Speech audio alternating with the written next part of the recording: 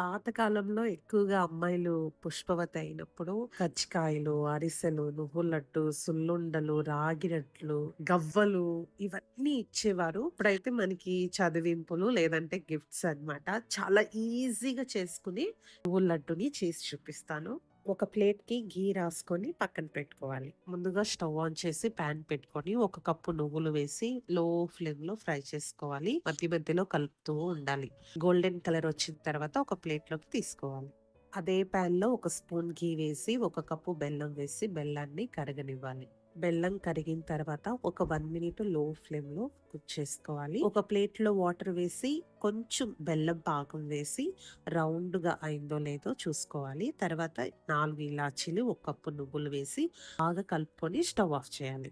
ఘీ రాసుకున్న ప్లేట్‌లోకి వేసి లడ్డూలను చేయాలి. చక్కగా ఆడుతూ, పాడుతూ, చదువుతూ హ్యాపీగా ఉండండి. Happy children's day.